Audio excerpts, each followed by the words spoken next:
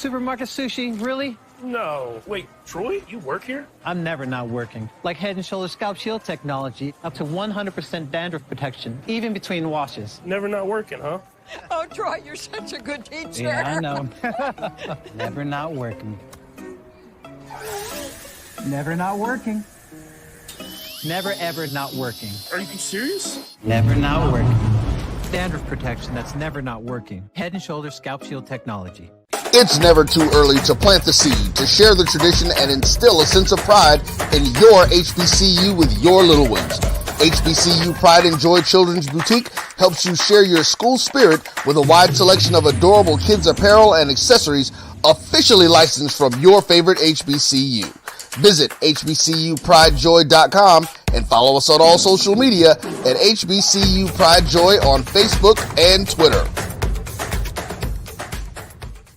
This is Brian Fulford. AD Drew and I are co-hosts of the BCSN Sports Wrap. We talk about all things related to HBCU athletics. From the games, teams, coaches, and fan interest stories, we cover it all. You can find our shows on Facebook at BCSN Sports Wrap, YouTube at MyJBN Online, and everywhere you listen to podcasts like Anchor, Spotify, Google, and Apple Podcasts. You can also find the show on the Jericho Broadcast Network's app.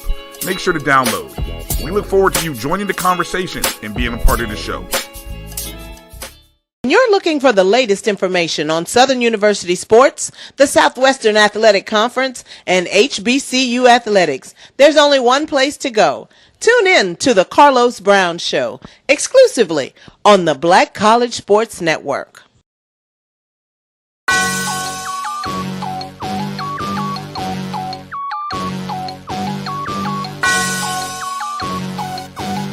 Yeah. I love my HBCU. And boy, I love it, love it. I love it, love it. I love my HBCU. And man, I hope my team they won. Yeah. I hope my team they won. Yeah. Man, I hope my team they won. I hope my team they won. Yeah. I tune into the HBCU Sports Lab to see if my team won or lost. If they lost, I'm quiet as a mouse. But if they won, keep tab. I'ma do the dab, yeah.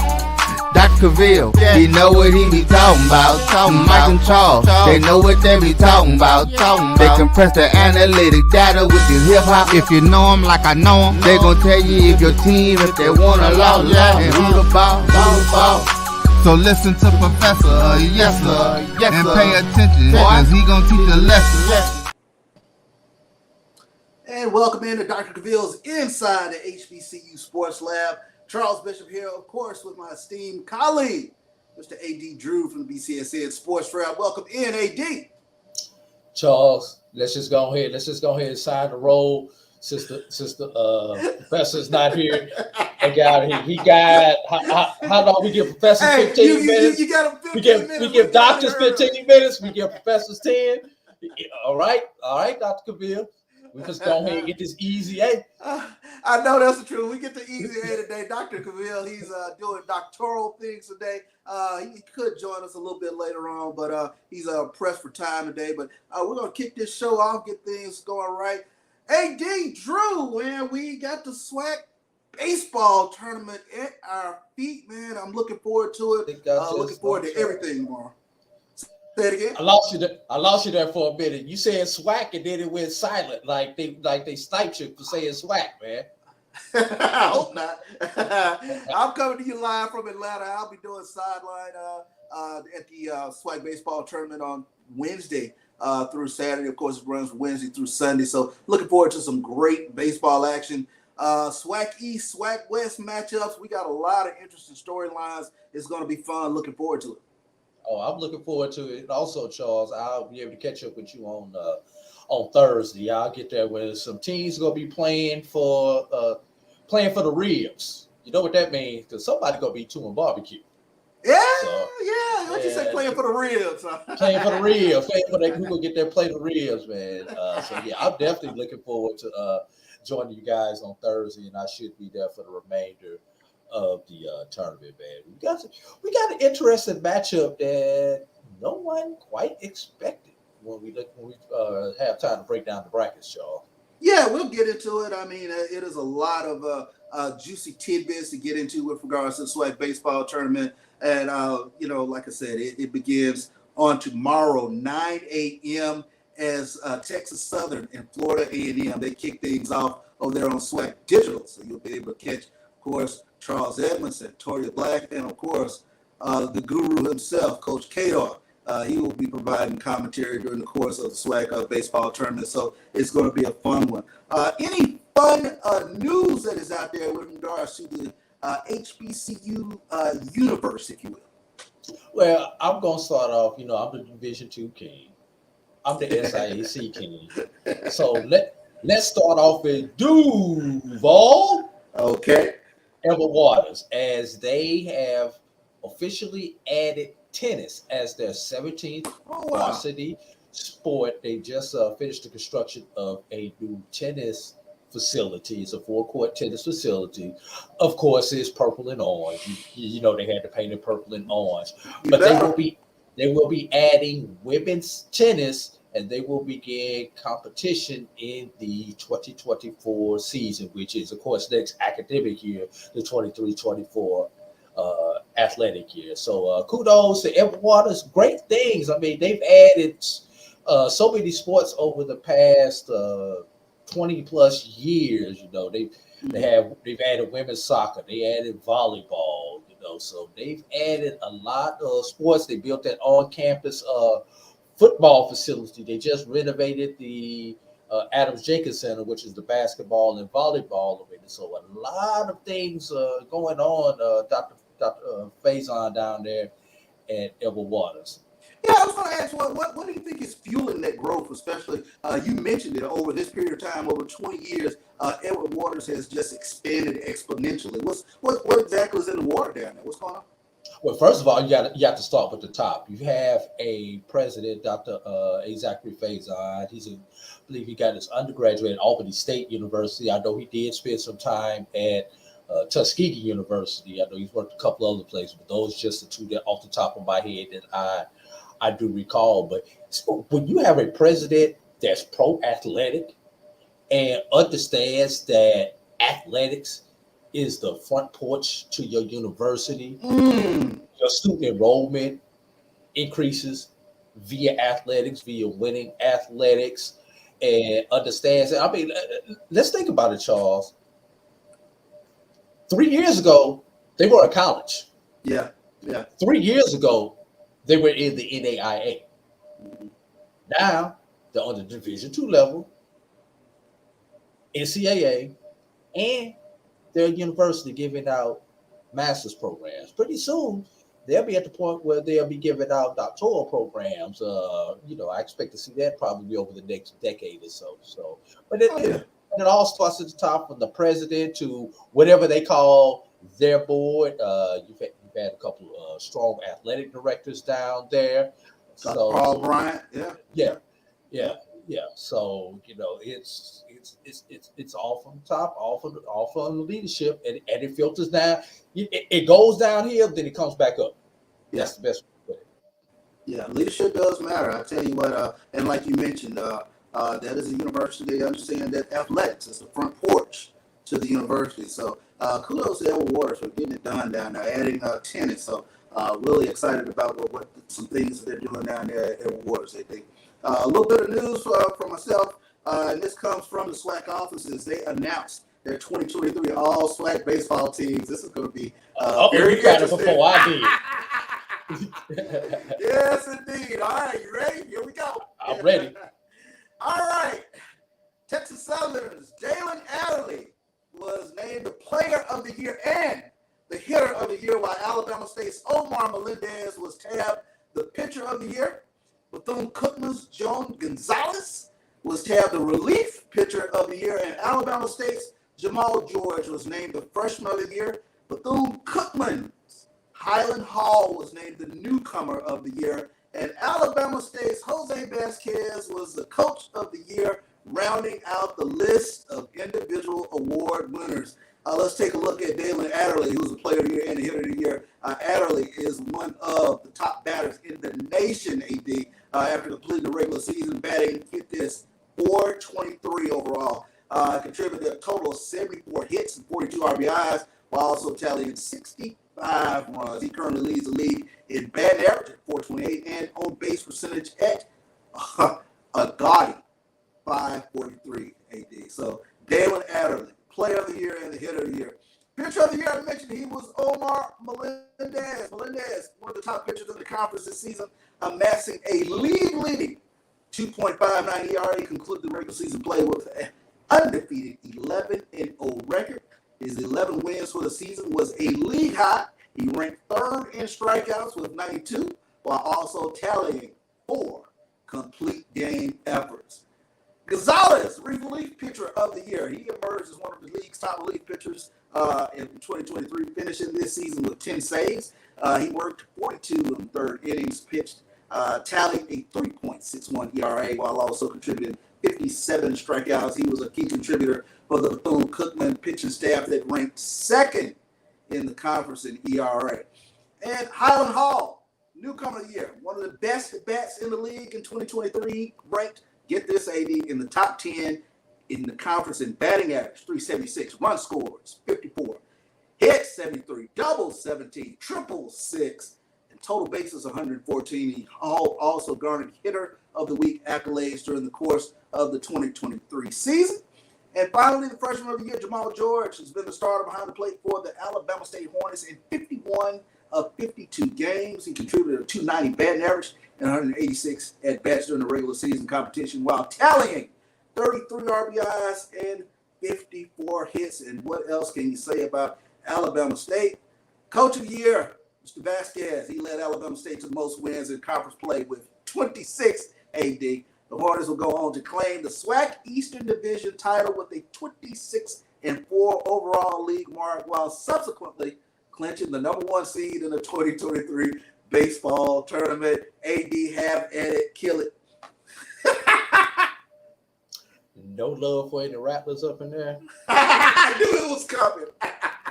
and I'm not trying to do my orange and green shade right here, but there were 2 Rattlers who had legitimate rights for hitter of the year.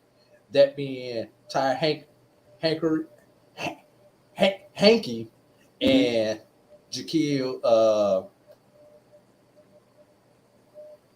and I'm terrible with these names because we are so bad at it. Jamichael Bastardo on the season, Charles, had a 331 batting average, 978 on base percentage, had 9 home runs, 13 doubles, and knocked in 46 runners. Wow. FAMU? Yes.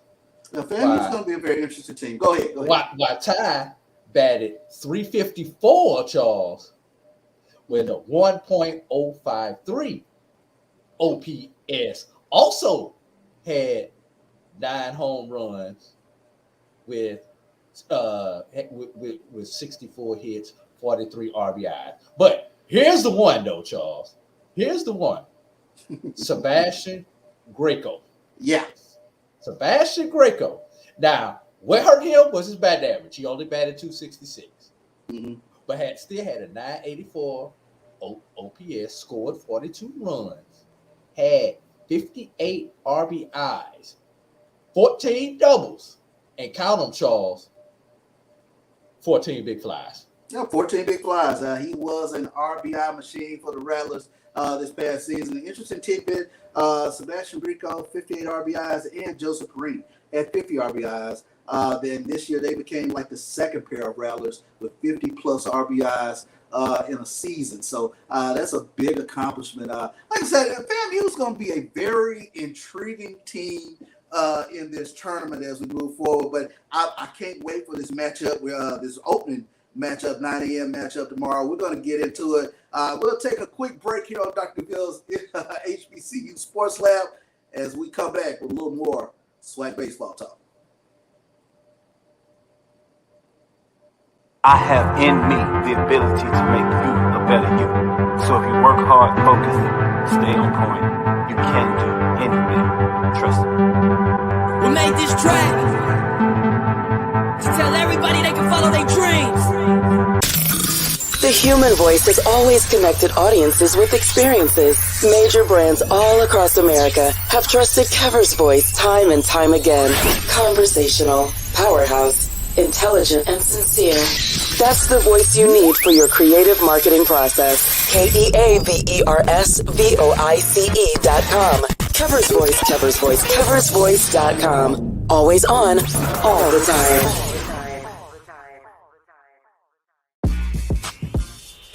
When we invest in ourselves, our glow, our vision, our vibe, we all shine. Together, we are black beyond measure. Remember the revival? Relive the remix. Reunite for the Orange Blossom Classic. HBCU Reunion Experience. It's year 3, baby, and we back with that fire. Calling all HBCU fans. Labor Day weekend. The I Love Jackson State University takes on the Venomous Florida A&M University. Tickets are on sale now. Watch the game in premium style seating or watch it from a luxury suite. And of course, you know the halftime show is going to be epic right here in the 305. The sonic boom of the South and the illustrious Marching 100. Who you rocking with? The 2023 Orange Blossom Classic. Don't miss the HBCU Reunion Experience. Labor Day weekend, Miami Gardens, Florida, Hard Rock Stadium. Trust me, we'll see you there. Oh. Check out orangeblossomclassic.com for tickets and info. Compress the analytic data with your hip hop. If you know them like I know them, they gon' tell you if your team, if they wanna lose, and who the ball.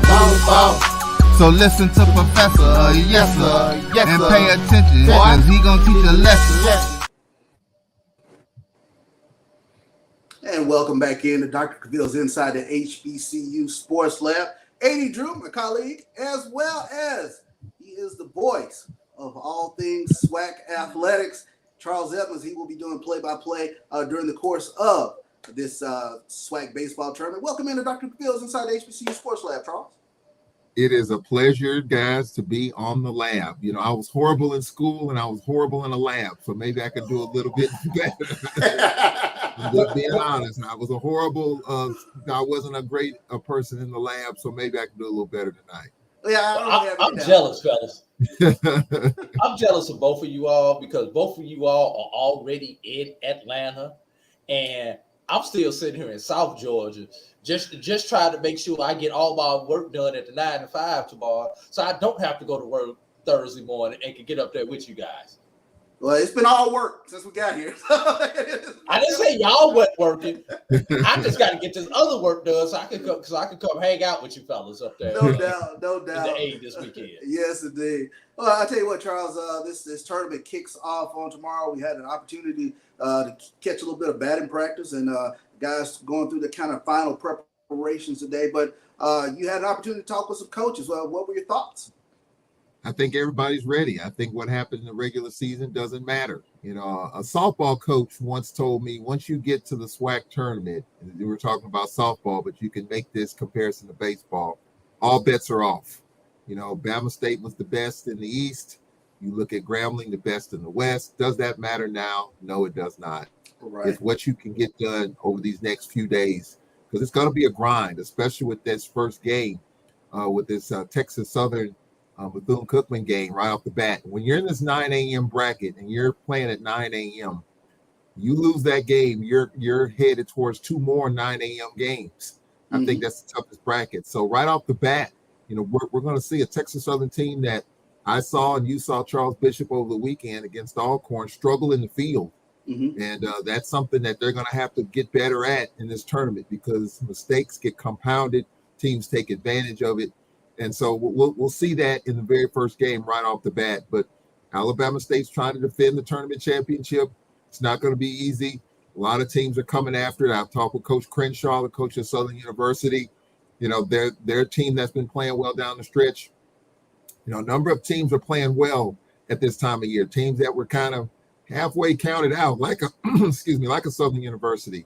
They weren't playing well for a lot of the season. And Coach Crenshaw was telling me that over the last couple of weeks, he got with his coaches and said, hey, We got to come up with a 9 that can get it done, a 9 or a 10 or 11, talking about the starting 9. And over the last couple of weeks, they've kind of solidified and narrowed down that rotation as far as their starting 9. And they're playing a lot better of late. Scored 24 runs on the last couple of games. So it's going to be an interesting tournament. I'm looking forward to it. And you just never know. Can your pitching hold up? Can your defense hold up? And can you come up with timely hitting? And you got to get a few breaks along the way. Yeah, you definitely got to get a few breaks along the way. One of the interesting things that I had an opportunity to talk with Coach Crenshaw, Coach Michael Robinson today, and we talked a little bit about the depth of the field and the level of play this past season within the SWAC. They really talked about a lot of parity within this league, because you just can't look at a team anymore and just assume that it's going to be a series sweep. A lot of teams, even at the bottom of the conference, were really good teams.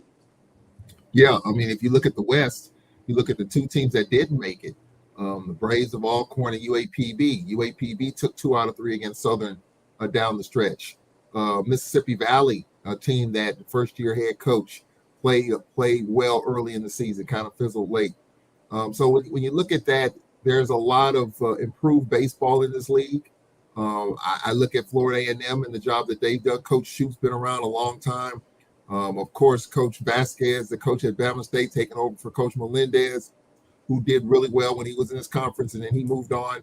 So there's a lot of good baseball. Ken Grambling, with Coach Pierre in his second year, taking over for James Cooper, who's now working for the Yankees organization. Can he elevate that program and get it to the next level? So I think there's a lot of good storylines.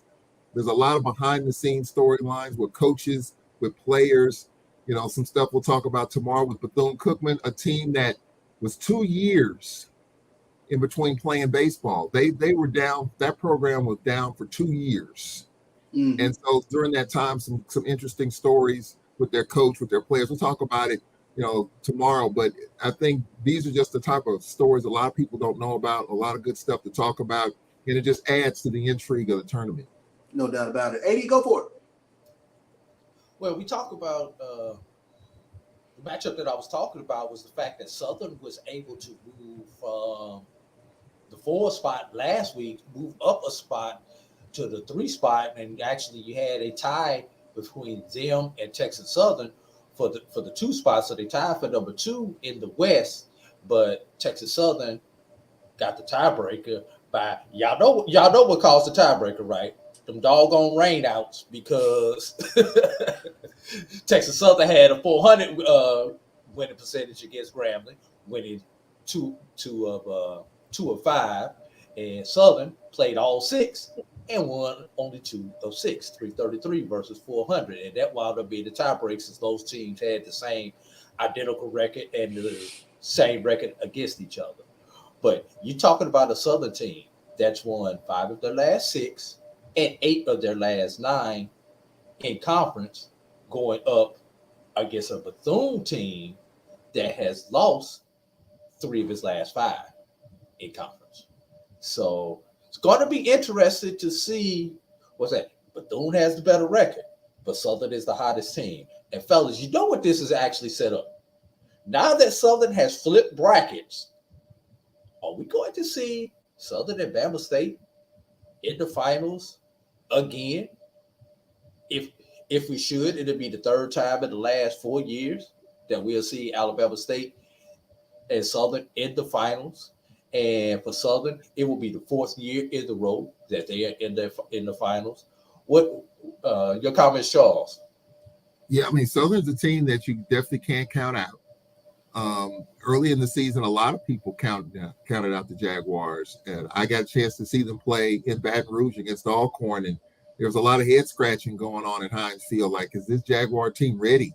But Coach Crenshaw admitted that early in the season he was playing a lot of people. He was, I wouldn't say experimenting, but he was trying to figure out what he had, and I don't think he knew at that time what he had.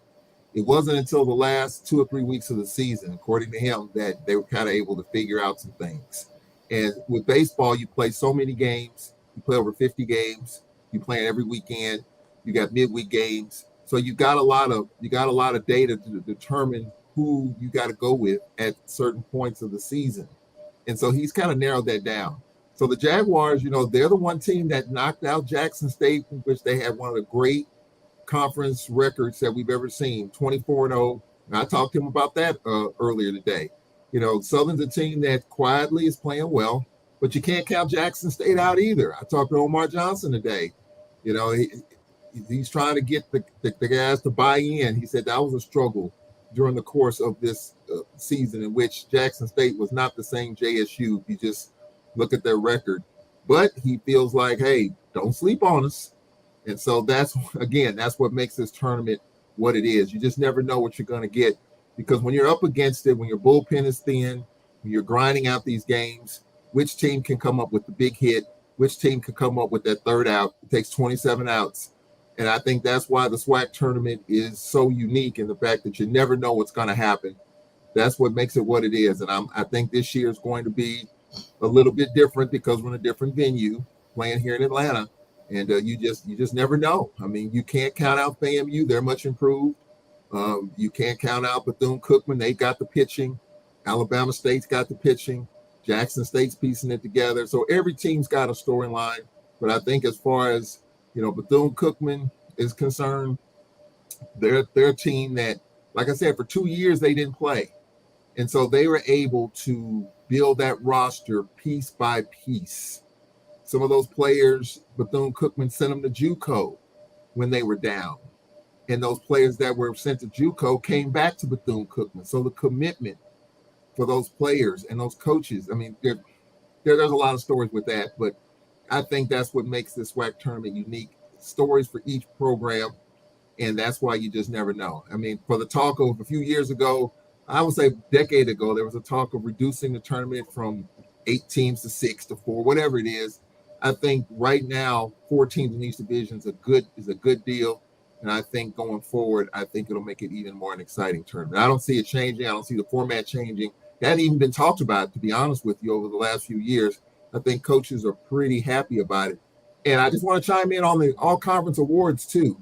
For those who might not know, the all-conference teams are voted on by 2 groups of people, the SWAC baseball coaches and the sports information directors. Someone outside of that circle doesn't get a vote. Now, I'm trying to lobby for that, but from what I've been told by a coach, won't name that coach, they're pretty happy with the setup as it is. So I would like for a few media people to kind of chime in on it, like yourself, AD, or Charles Bishop, or someone like myself who sees, or other people who sees, these different games. But right now, the way it's set up, the coaches and SIDs get the votes, and even that causes some conversation in terms of who makes it and who doesn't. So it's not a perfect system, but that inner circle is probably pretty tight right now.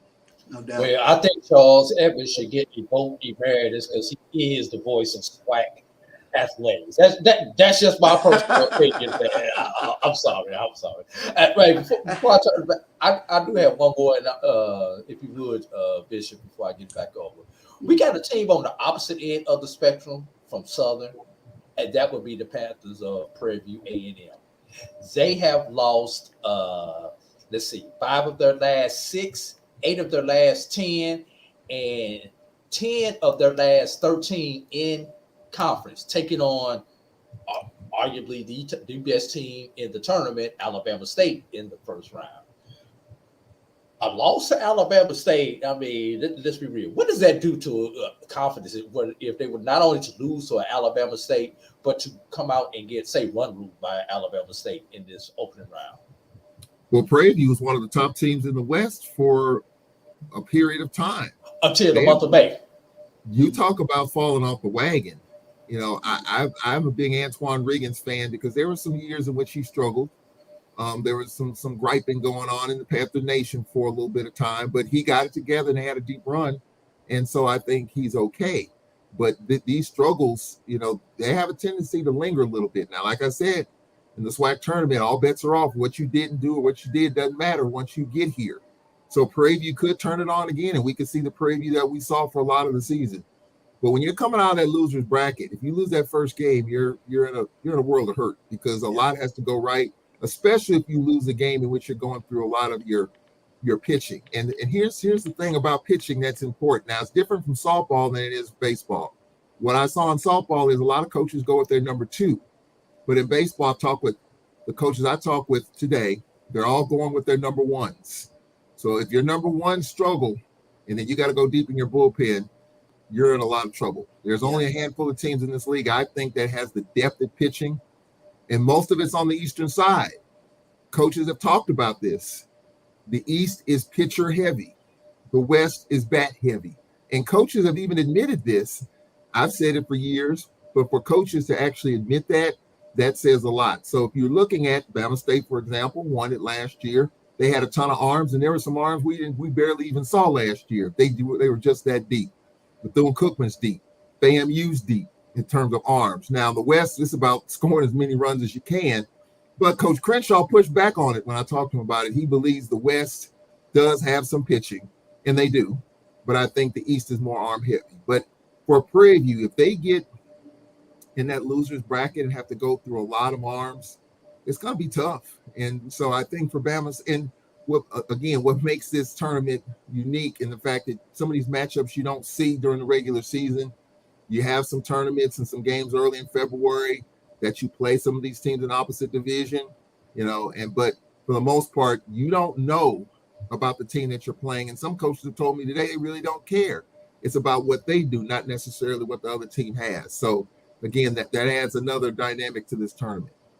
But you know what? I wanted to come back on the other side of this break, and I had a couple other questions to ask you, Charles, because I think that's a very interesting point when you take a look at the difference with regards to the SWAC East and SWAC West. So if you can hold on for one more segment, we're going to take a quick break, and we'll come right back here on Dr. Cavil's Inside the HBCU Sports Lab. Time to call a credit repair company to fix my credit. Hold the phone, man. You can do it yourself with Credit Versio. That's way too hard. Call the credit repair company. Most credit repair companies only work on 1 or 2 accounts at a time, making it slow and expensive. You won't figure that out for months. Ignore him. Credit Versio's brilliant software scans all 3 credit bureaus, finds the accounts that are hurting your score, and guides you through the entire process. Anyone can do it. Let's fast forward and see the results. Wow, I fixed my own credit and saved hundreds. You can do this. Visit creditversio.com. T. Madden & Associates is a sophisticated and experienced law firm located in your neighborhood. We're turning injury to cash. T. Madden and Associates obtained almost $2 million for my injury. They turned my injury to cash. Now, we can't guarantee how much your injury is worth, but we've recovered millions for our clients. Call T. Madden & Associates at 833-PAID-123. That's 833-PAID-123. Since 2002, Empowerment Resources, Inc., a nonprofit organization, has empowered more than 1,500 youth and adults in Duval and surrounding counties. Through its programs, Journey into Womanhood, Girls Mentoring, Life Skills for Teens, and Parenting Education Coaching. To get involved with programs, volunteer, or donate, visit www.empowermentresourcesinc.org. Follow us on social media, facebook.com/empowerment.resources and instagram.com/empowermentjax. Thank you guys for what you do for HBCU athletics. This is a fantastic avenue for all of us. This is our ESPN, so we love what you guys do. Brian, AD, Roy, all you guys at BCSN, we really appreciate what it is that you guys do for us.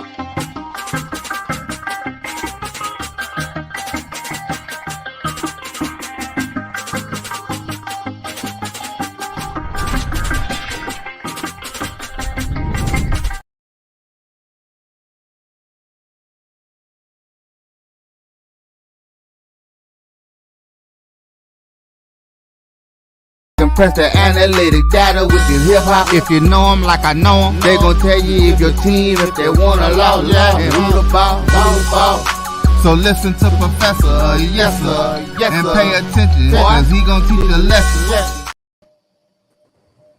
And welcome back into Dr. Cavil's Inside the HBCU Sports Lab. We're here with the voice of SWAC Digital, also the voice of the Alcorn Braves, Charles Edlin. He was going to be running point along with Santoria Black and Coach Kadar for the SWAC baseball tournament here in Atlanta, Georgia, at the campus of Georgia Tech University. Looking forward to it tomorrow as things kick off at 9 a.m. And Charles, I wanted to come back and follow up on something that you were talking about And you mentioned, and I wanted to ask a question with regards to the subtle differences between the SWAC East and the SWAC West.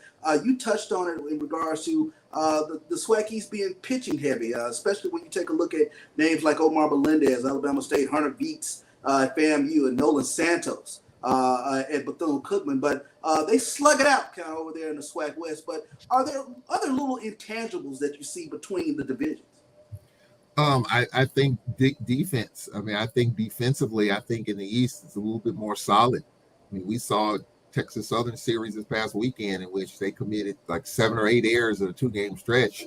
That's just not gonna cut it, because you're giving teams an opportunity to score runs, and with good pitching on that other side, it's going to be hard for you to break through. So you just can't give outs away, and so I think that's one of the big differences. But, can you, and a coach told me today, you just can't slug your way to a championship. You have to get some pitching, and you got to get good pitching, good defense, and you got to get a few breaks along the way. And I think, if you look at what Southern did against Jackson State in that great run a couple of years ago, a couple of breaks went, Southern's way. And so in a championship situation, just like last night with the Lakers in Denver, you got the Joker hitting a fadeaway against the clock. I mean, you got to get some breaks to go your way, and so that's what the SWAC tournament is. It's such a shrinking margin of error, because when you get in that loser's bracket, you got to throw everything at the kitchen sink to keep your season alive. And a lot of teams don't have that deep of a pitching staff. We talked about the East having more arms. FAMU, Bethune-Cookman, Bama State's got the arms. Does Jackson State have the arms? We'll see. On the Western side, we'll see there. So I think, the dynamics, obviously, defensively, you got to be able to make the routine plays. And if you don't do that and give teams 5 outs in an inning, 4 outs in an inning, they're going to make you pay. That's going to put your back against the wall. You're going to press at the plate.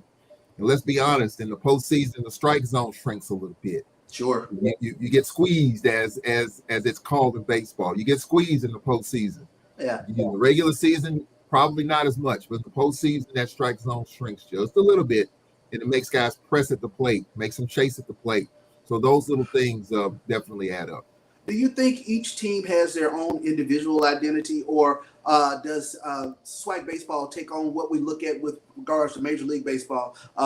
So teams kind of play for the big inning nowadays versus small ball and station-to-station ball that we used to see.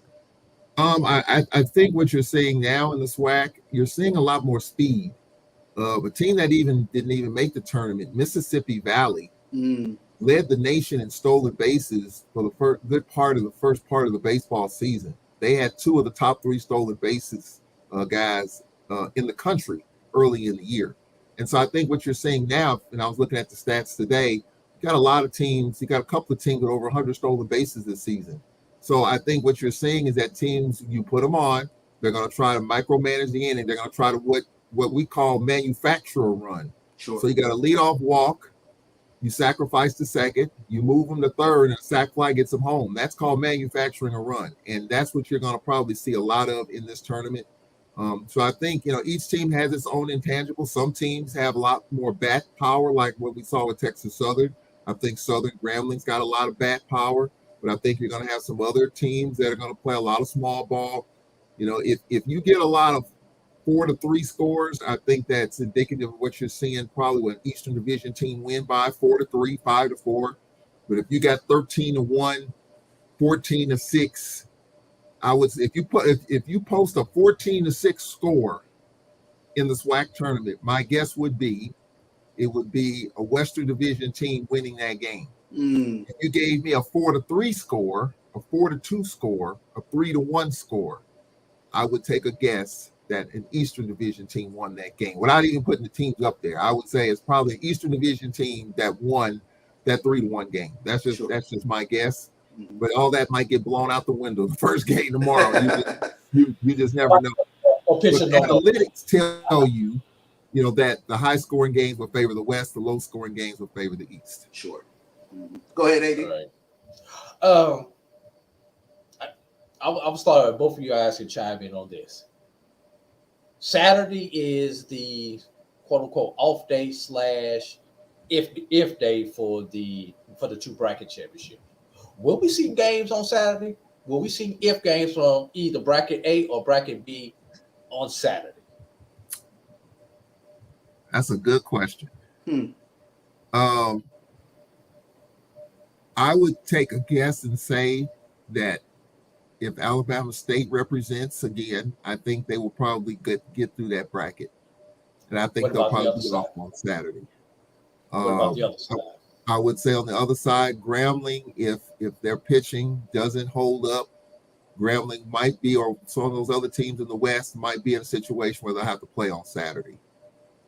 I've just watched Bama State in that program over the last decade where there wasn't much there in Montgomery.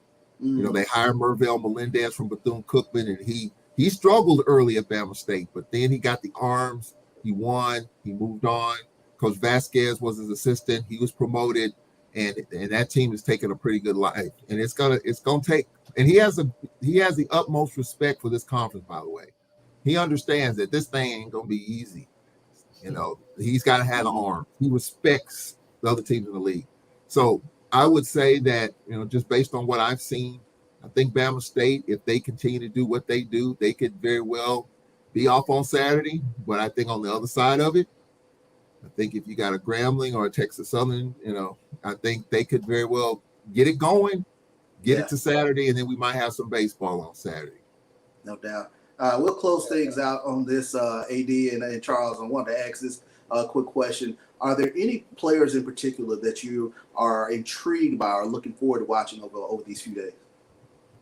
I'm looking at arms. You know, I've always been an offensive guy. I like a lot of runs, but I'm more and more intrigued over the last few years at pitching. I'm looking to see what Beats is going to do. I'm looking to see how he performs. And then on the other side, you know, Southern University's got a pitcher that's going to get it done on the Western side. Everybody's going with their number one. So I'm looking forward to the pitching, to seeing how many innings can these guys go. And then you got some big bats in the lineup too for a lot of these teams. You got Olivo for Texas Southern, who won that last game against Alcorn. He's a really big bat, and he's really dangerous with a bat in his hand. And you make a mistake to him, and he's going to lose it. And so I think I'm anxious to see, you know, how hitters make the adjustments. And you talked about it, you know, when you have these matchups you don't see during the regular year, through the first 9 in the lineup, that first go round, you got to make the adjustments on the fly. Mm-hmm. So I'm anxious to see once we get into the third inning, the fourth inning, I'm anxious to see how players make the adjustment, how pitchers make the adjustments. So I'm looking forward to seeing a lot more arms and how they perform. But you got some big bats and speed. I'm anxious just to see the chess match and seeing how these coaches make the adjustment. Sure thing. Yeah. AD, how about yourself? Just something I want to put out there for you fellas. You know, last year weather played a tremendous factor in the tournament. Although I don't think it affected the ultimate outcome, it did wreak havoc the first 2 days, 3 days of the tournament with the schedule shifts because of rain. Looking at the weather forecast for Atlanta, we're going to be good for most of the tournament.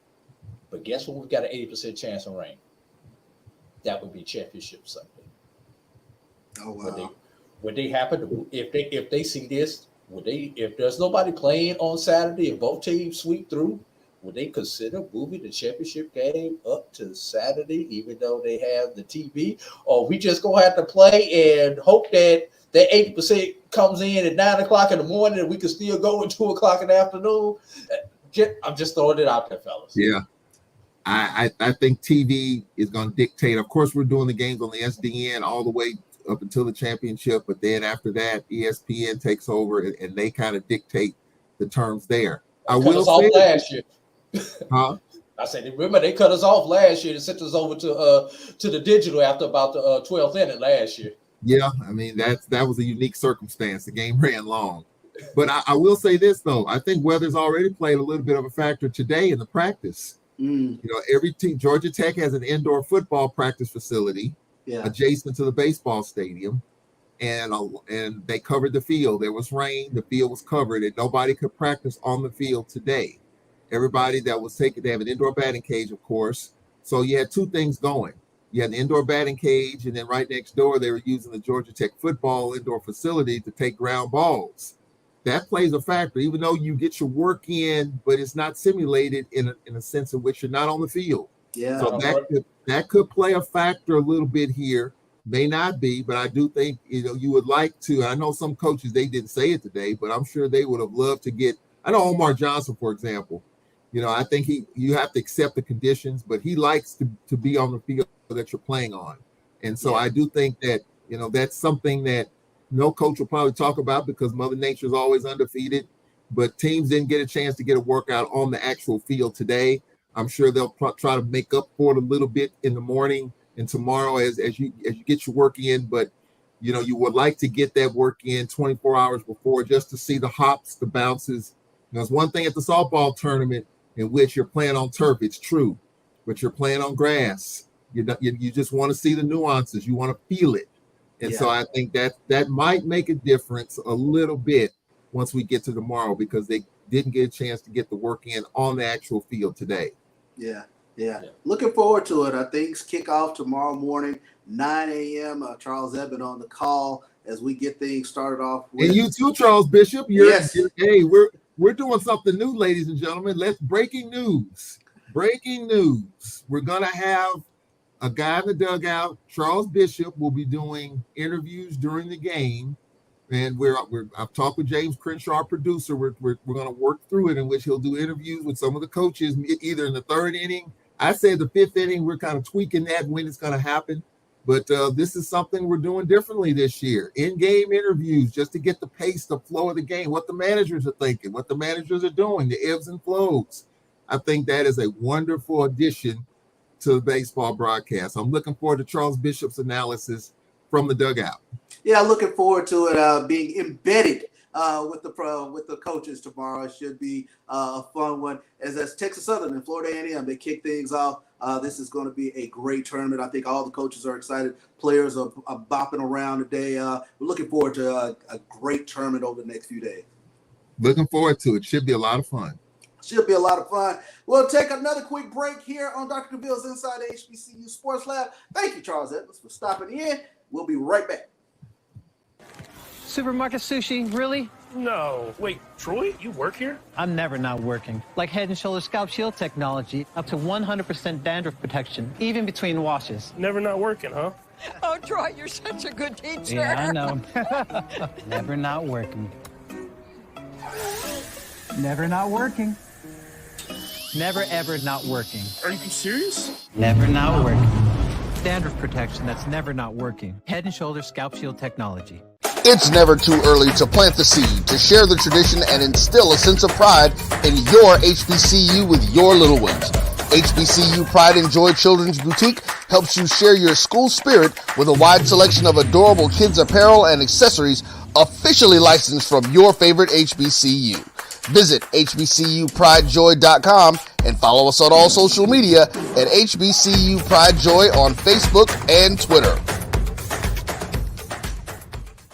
This is Brian Fulford. AD Drew and I are co-hosts of the BCSN Sports Wrap. We talk about all things related to HBCU athletics. From the games, teams, coaches, and fan interest stories, we cover it all. You can find our shows on Facebook at BCSN Sports Wrap, YouTube at MyJBN Online, and everywhere you listen to podcasts like Anchor, Spotify, Google, and Apple Podcasts. You can also find the show on the Jericho Broadcast Network's app. Make sure to download. We look forward to you joining the conversation and being a part of the show. You're looking for the latest information on Southern University sports, the Southwestern Athletic Conference, and HBCU athletics. There's only one place to go. Tune in to the Carlos Brown Show, exclusively on the Black College Sports Network. Compress the analytic data with your hip-hop. If you know them like I know them, they gon' tell you if your team, if they wanna lose, and who the ball. So listen to Professor, yes sir, and pay attention, cause he gon' teach a lesson. And welcome back into Dr. Cavill's Inside the HBCU Sports Lab. And look who we have. We have the dean himself. You know, AD, you know how sometimes the dean kind of slips into the back of the classroom and just observes? I think that's what Dr. Cavill was doing. I hope everybody in the all the lab lists assigned a roll before they left the class, because there's a couple people who stayed around for the study session. But those who left, I hope y'all signed the roll so that he don't give y'all the F squared for the day. Right. That's right. That's right. I was just doing a little auditing, as they said, and I'd have to say, as professors, the practice, man, y'all doing really well. You know, good job, man. I was excited about that interview and all the introduction and through meeting, and really took me off the hook as I just literally finished a presentation about HBCUs here at the Black Student Athlete Summit. As you all been here, I'm here in Los Angeles. I got a chance to actually see the Lakers game last night as well. Didn't end out like the way I wanted, but I certainly got my money's worth in terms of it going down to the last second play. And the building was on fire for most of the game in regards to what it was. And it was one of those bucket list things that you got to see an NBA playoff game. Obviously with the Lakers, which I'm been a fan since Norm Nixon, followed my dad in his footsteps. So legacy carries there. So that was a big thing for me. And he was so excited when I sent him the pictures. I got him a gift that he'll be able to take back with him. And then obviously seeing LeBron James. And I know for some people, people have their personal perceptions of him, but in terms of what he does, obviously on the court, he's at the top of the list. But to me, what he's done off the court, and starting at such a young age, to me, as we see other players with trials and tribulations, his ability to navigate this space like none other was fascinating. So I got a chance to witness all that. So that was exciting. And then I got to do what I love the most, which is talk about HBCUs to a packed house here at USC that is hosting an event in literally Southern Cal, to get a chance to see that facilities and campus.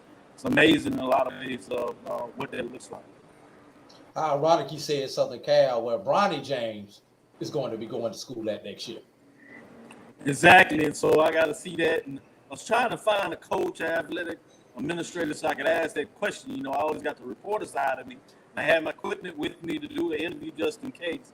But with all the things going on, I couldn't quite slide past the gated key. You know, they got the gated key for the athletic directors and the head coaches.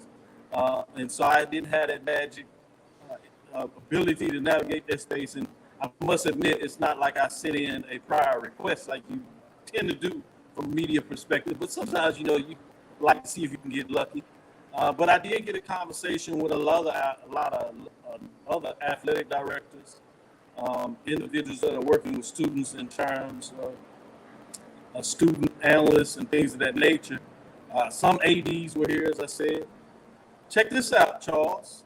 Yeah. Jackson State University, and I'm sure you've seen that by now. Director of Athletics, VP of Athletics, obviously, Ashley Robinson, was named the Athletic Director of the Year, if you would, in terms of what that looks like. So this is some picture with a colleague of mine. He's currently at Prairie View. He does the student athlete achievement down there. Norris Ward, he used to coach at Texas Southern University on the women's side before he transitioned there and went to Texas Tech and then came back to Prairie View. This is a picture of the actual award. I was there, and you see the first one where he was presented, and then you see on the stage where he's actually handed the award. So I did tell him congratulations. Got to go to the game with him, so that was fun as we hung out. He didn't remember my time at Prairie View there, so he treated me to lunch, and I thought that was big as he paid it forward. And, you know, anytime Dr. Cavil gets to go to lunch, and, you know, Ashley likes to do it big time and well. So I won't say what the meal was, but I'm telling you, it was significant. It was a good meal. Yeah, it was a good meal. And it was good that you had Prairie View colors since you was there for the Lakers. Yeah, so it matched up perfectly. You see how I did that in coordination. And so I got to take advantage of that and represent HBCUs, represent Prairie View, and it was perfectly aligned with the color side represented the Lakers in terms of what that looks like. So that was so cool in terms of doing that and getting it done. So excited about what that looks like. And then turned around, I would say this. We watched the game Miami and Celtics. That first night I got here Sunday night, and I won't say he partaked in it, but I got a chance to get a cigar, to relax, and it was a nice atmosphere in regards to watching the game, which you all know was a blowout, so that's another discussion. But we'll see how all that works out in the game tonight, as these folks are carrying around all these brooms around these places. I don't know. Yeah, rub it in, Doc. I mean, sounds like you had a heck of a time over there. Oh yeah, And then you go come hang out with us in Atlanta this week. You already in Atlanta. You talking about All right. Now, I will say this: Deuce and I will be joining you in Atlanta on Thursday, so don't get too excited. Make sure you share some room for us. We know that you're a star now. Congratulations with this opportunity. I'm proud on it. People don't know that you've been working towards this for a while, and getting your chance to do this, I think, is a labor of love and something that you deserve. So I'm excited for you. And I want everybody to know that's not stopping what we're doing here, but this is extension. We've seen that with AD Drew. We see that with Brian that's doing the background. We are about providing the footprints of giving you the coverage. That means, obviously, giving you sports and news and the culture right here in terms of our show, in terms of the sports wrap, as you see on Sundays. Obviously, Carlos, as he does on Saturday, giving you that information, and then Orange and Green Strike Zone in terms of Wednesday, among some of the other programs that we continue to give you. But that's also in terms of streaming deals. We got a lot of deals in place that Roy will be sharing at the appropriate time, particularly at the Division II level, and we're glad that we can showcase them more, that they can get the limelight they deserve. And now you see us transitioning on the other side, where we get in the mic and give you actually game day information in terms of color commentary, sideline reporting. So we're just getting started in terms of stretch deals. But I'm here in the Western Bonaventure, as you see, ready to go get me a little bit of a relax down after a long day, socialize, and see if we can do some more networking for our HBCUs and make sure that we are out there where we should be in terms of space. So it was a good event. Everybody that caught me afterwards was excited. I did my intro in terms of connecting with HBCUs, something that they've seen me do for years and asked me to do every time I hear, is connecting the space with how deep HBCU folks is. So they got like 1,500 people there, and many of them in the thousands were HBCU connected. And Doc, I do, for the time that we have left, I wanted to ask and have you share the research that you were out there presenting. Yeah, the research I did out there today was talking about the Ed Reed, obviously Coach Prime coaching conundrum in terms of what were the positives, what were some of the negatives of those coaching hires. And obviously I did the spin where we talked about it from the governance structure, if you would, Africana studies, in terms of what it meant to us and why we were so passionate about our feelings. And a lot of people connected and resonated with that. And it really fit in because you have a lot of folks being, obviously, with the Pac-12 schools. You had some SEC schools that flew in here, Big 10, Big 12, ACC. And so you get a different framework of how student athletes, I like to call them college athletes, think about this. But the whole conference is about powering students, specifically Black students, about inspiring them, making sure they have their voice, making sure they have an opportunity. And obviously that includes the HBCU space. So kudos to Dr. Moore. Dr. Moore is a Jackson State University alumni. So he knows the importance of HBCU. So he makes sure he carves out that space. And that happens to be in my research. So I've kind of taken over that. And anytime he calls and needs me, I don't care where it is, I'm going to be there. Hey, Dr. Cavil, EA put in this chat, I don't know if you can see this question on your screen. Please ask Dr. Cavil about the exercise in which 99% of the athletes chose PWIs over HBCUs, and then your explanation to them. I don't know about the 99% number, but I'm sure one of the ways that you have to be careful with that percentage is, I was reading some studies that talked about there's like over 6,000 schools that you could consider higher education. When you drop it down to like 22,000, that would be what we call the 4-year institutions. And you think about it, the NCAA, if you're talking about Division I, it's 300. You add Division II, it's another 200 some schools. So the percentage in terms of HBCUs, which are at 100 plus, and only about 40 of those, we'll make it nice round, 50 of those play either NCAA Division II or NCAA. You add NAIA, you might add another 20 some schools. So you see the numbers small in terms of the opportunity. So percentage-wise, it's always going to be that African-American athletes choose what I refer to as historically white colleges at a higher percentage number just because there's more schools. All athletes, even if we wanted to, could not go to HBCUs. But I get the gist of his question. A lot of that, based on what we saw in this meeting here, is a lot of that is based on facility. And people don't really understanding the culture of HBCUs, historically what they were made for, and even worse, they don't know the significant funding lapses that HBCUs get. So they get a lot of negative stereotypes, and so that's why we're here to update those negative sites so they make sure that they don't exist, and a lot of people appreciate that. But the other thing is just the facility.